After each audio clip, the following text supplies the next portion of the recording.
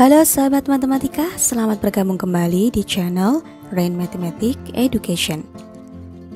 Pada seri mata kuliah teori bilangan kali ini, kita akan membahas tentang teorema sisa Cina.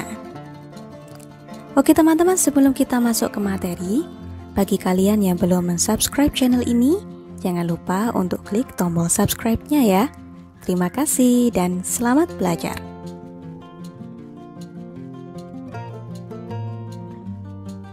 Untuk mengawali belajar kita, silakan teman-teman perhatikan studi kasus sebagai berikut. Ada seorang pedagang jeruk yang memasukkan sejumlah jeruk ke dalam sebuah kotak dan hendak menjualnya ke kota. Karena jeruk di dalam kotak tersebut terlalu lama berada di dalam perjalanan, maka jeruk-jeruk tersebut semuanya membusuk. Nah, sang pedagang ingin menghitung berapa sih kira-kira minimum kerugian yang harus dia tanggung. Padahal dalam kasus ini, sang pedagang tidak mengetahui secara pasti berapakah jumlah jeruk yang ada di dalam kotak tersebut.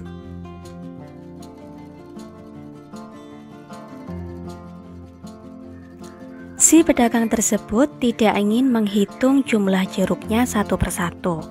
Mungkin karena jumlahnya terlalu banyak gitu ya, sehingga nanti akan membutuhkan waktu yang lama. Nah, dia kemudian teringat bahwa kemarin dia sempat memasukkan jeruknya ke dalam beberapa kantong plastik dengan jumlah yang sama banyak.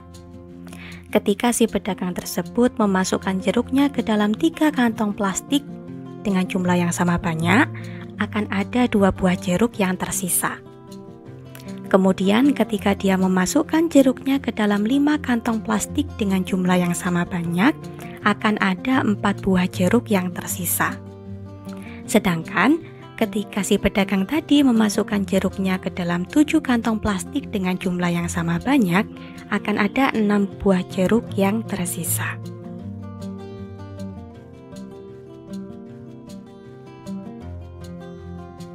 Dapatkah teman-teman membantu sang pedagang untuk menentukan berapakah jumlah minimum dari jeruknya? Misalkan harga satu buah jeruk adalah Rp1.000, maka berapakah jumlah minimum kerugian yang harus ditanggung oleh pedagang jeruk tersebut? Untuk memecahkan permasalahan ini, kita harus bisa merepresentasikannya dalam bentuk matematis yang sesuai. Teman-teman masih ingat ya, kasusnya adalah si pedagang membagi jeruk-jeruk tersebut ke dalam beberapa kantong plastik dengan jumlah yang sama banyak dan menyisakan beberapa buah jeruk. Dan hal ini akan sangat relevan dengan perkongruenan linier. Oleh karena itu, dalam menyelesaikan kasus ini kita akan menggunakan konsep dari sistem perkongruenan linier. Secara umum, sistem perkongruenan linier memiliki bentuk sebagai berikut. Bisa teman-teman lihat di dalam slide-nya.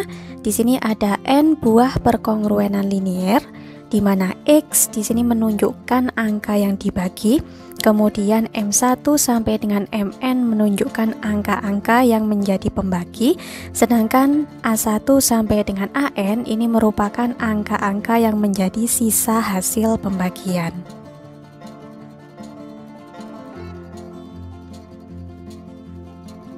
Dengan menelisik ulang permasalahan dalam studi kasus tadi, kita bisa mengkonstruksikan suatu sistem perkongruenan linier sebagai berikut. Kita misalkan dulu, X ini merupakan jumlah dari jeruk miliknya si pedagang yang dia masukkan ke dalam kotak.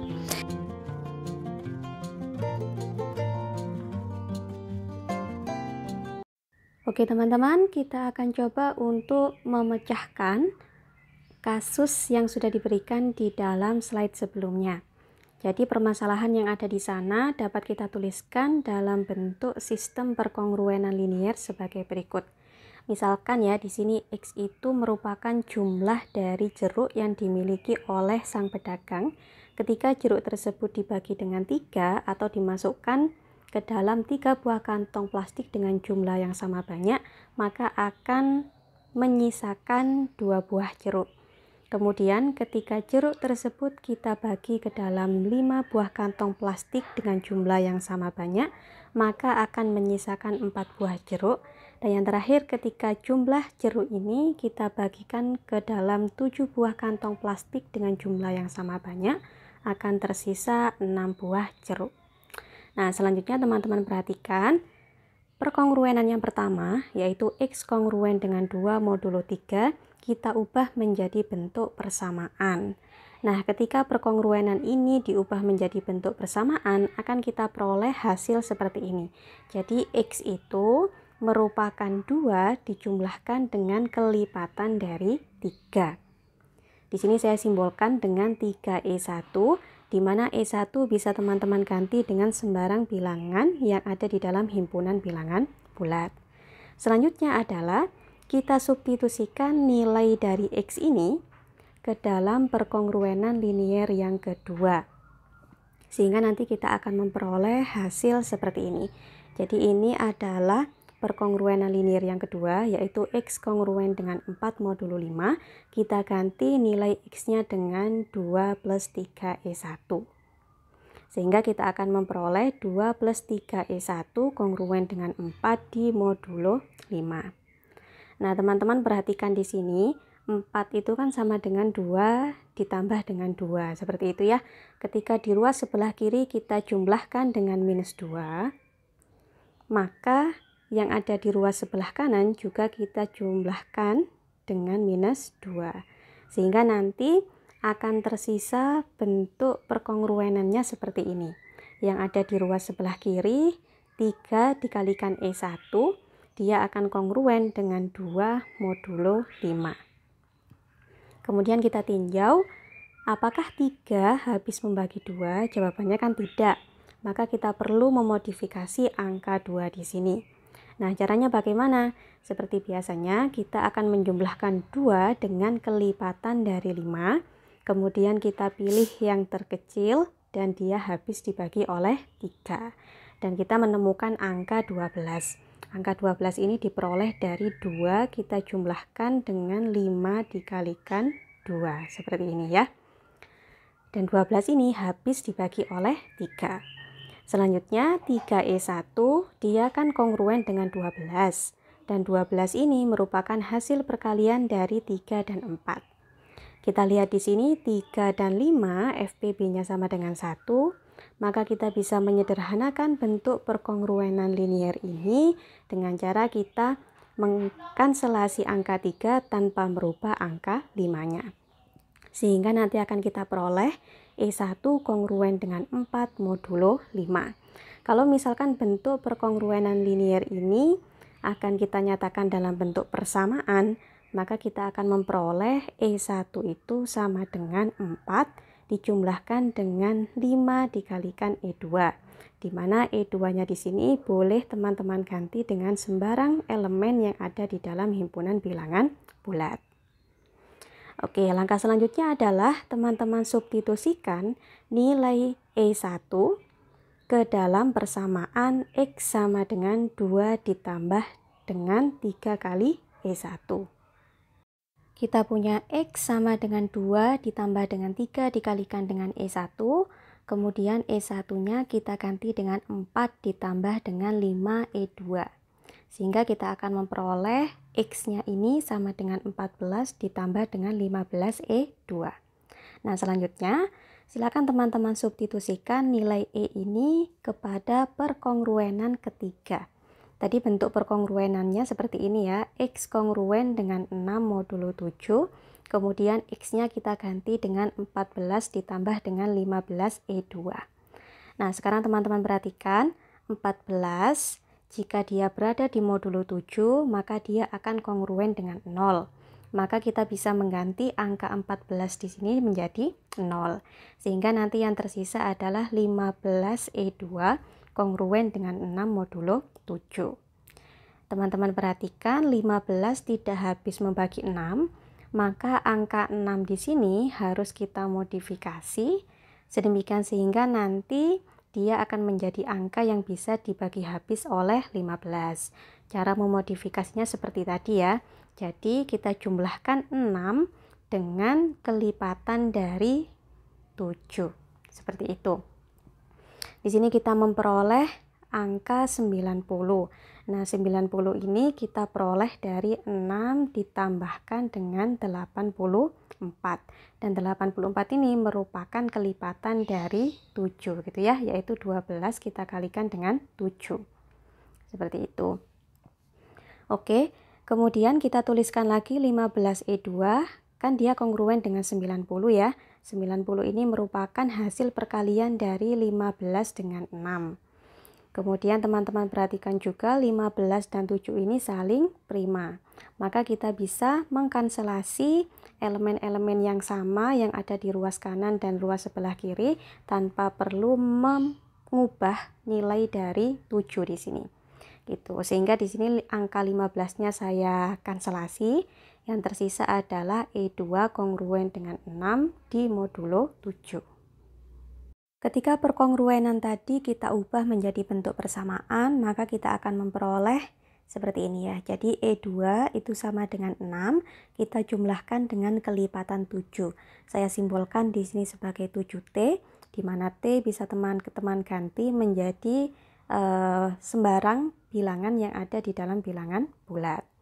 Nah, kemudian setelah kita mendapatkan nilai E2, teman-teman silakan substitusikan nilai E2 ini ke dalam persamaan X sama dengan 14 ditambah dengan 15E2. Kita akan memperoleh X itu sama dengan 104 ditambah dengan 105T. Atau 104 dijumlahkan dengan kelipatan dari 105. Nah, persamaan ini kalau kita nyatakan dalam bentuk perkongruenan akan menjadi seperti ini ya. Jadi X itu kongruen dengan 104 modulo 105. Karena di dalam kasus tadi itu yang diminta adalah jumlah jeruk yang minimum, berarti kita ambil residu terkecilnya gitu, yaitu 104.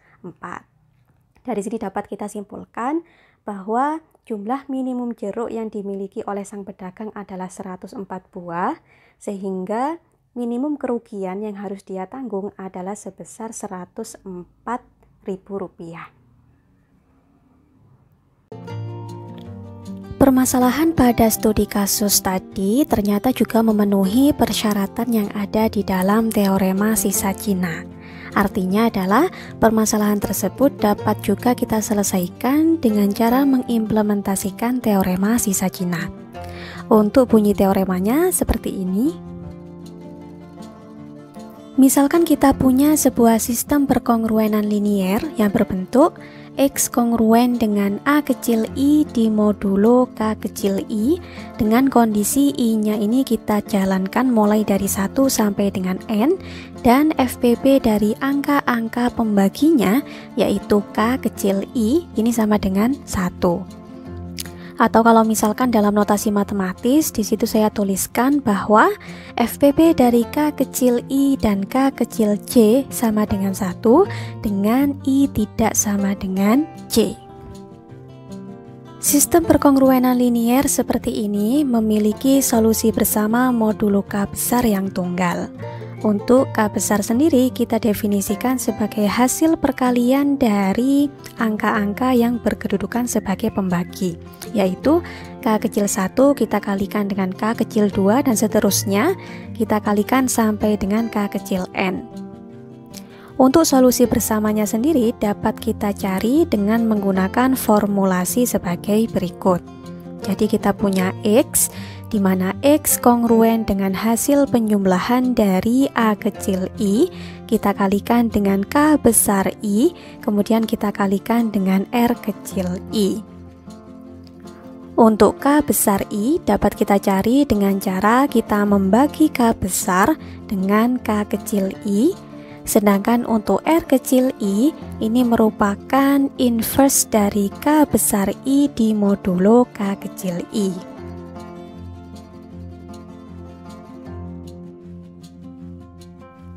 Oke, agar teman-teman tidak bingung dan semakin paham dengan apa yang dimaksud oleh statement yang ada di dalam teorema sisa Cina, kita akan langsung coba untuk mengimplementasikan teorema tersebut dalam rangka memecahkan permasalahan si pedagang jeruk tadi. Akan kita bandingkan apakah hasilnya akan sama saja dengan cara yang sudah kita lakukan sebelumnya. Oke teman-teman, kita tadi punya bentuk sistem perkongruenan linier seperti ini ya. Jadi X kongruen dengan 2 modulo 3, kemudian X kongruen dengan 4 modulo 5, dan X kongruen dengan 6 modulo 7. Nah, kalau misalkan kita ingin menyelesaikan sistem perkongruenan linier ini dengan menggunakan teorema sisa Cina, maka kita cari variabel-variabel yang kita butuhkan gitu ya. Meliputi apa saja? Ada AI, kemudian ada K besar, ada K besar I, kemudian ada RI. Seperti itu ya. Nah, sekarang kita list dulu. Kita punya A1, A2, dan A3. Masing-masing nilainya adalah 2, 4, dan 6. Ini merupakan angka-angka hasil pembagiannya. Kemudian untuk K kecil 1, K kecil 2, dan K kecil 3, kita akan memperoleh nilai 3, 5, dan 7.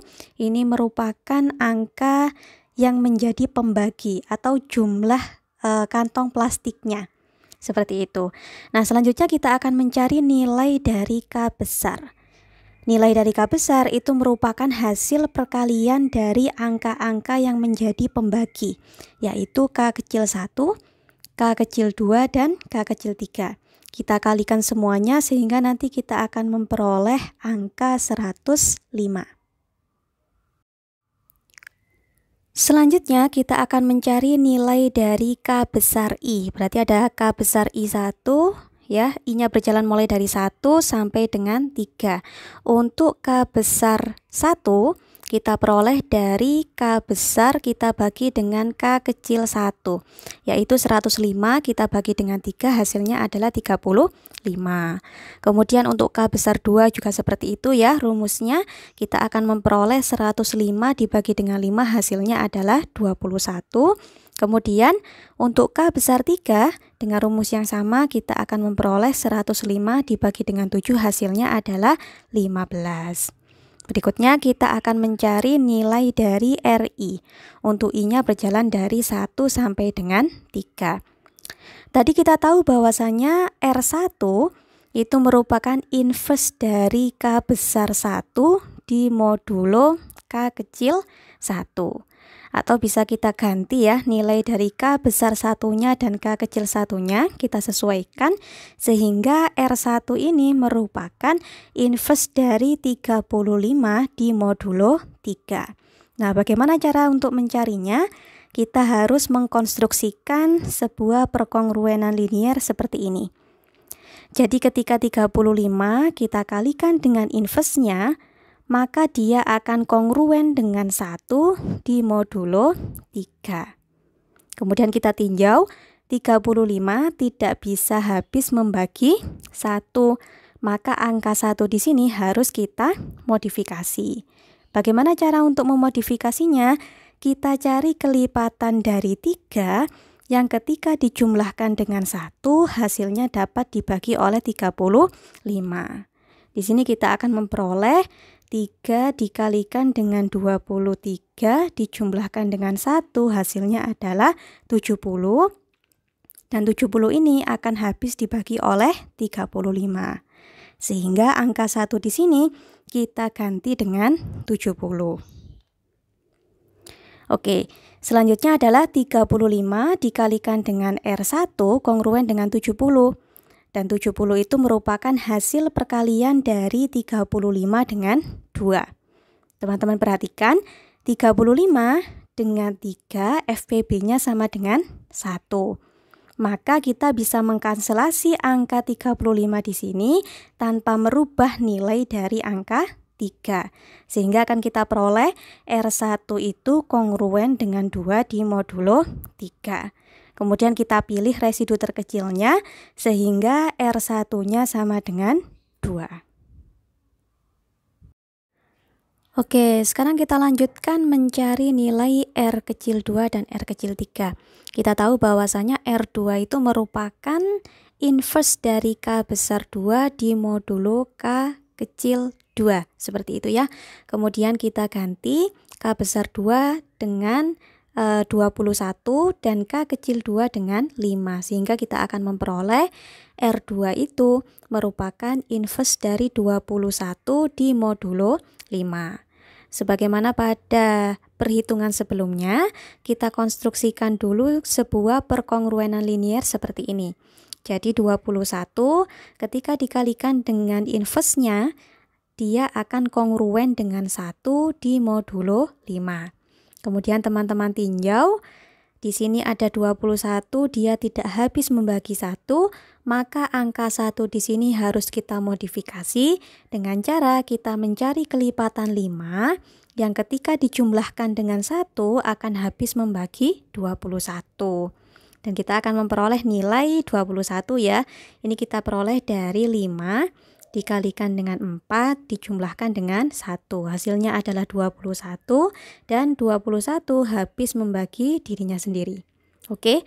Berikutnya teman-teman perhatikan 21 dan 5 itu FPB-nya 1. Sehingga kita bisa mengkanselasi angka 21 di sini tanpa harus merubah angka 5-nya. Sehingga diperoleh R2 itu kongruen dengan 1 di modulo 5. Kita pilih residu terkecilnya, berarti nilai dari R2 ini sama dengan 1. Kemudian untuk R3 itu merupakan inverse dari K besar 3 di modulo K kecil 3. Kita ganti nilai dari K besar 3 dengan 15. Kemudian kita ganti juga nilai dari K kecil 3 dengan 7.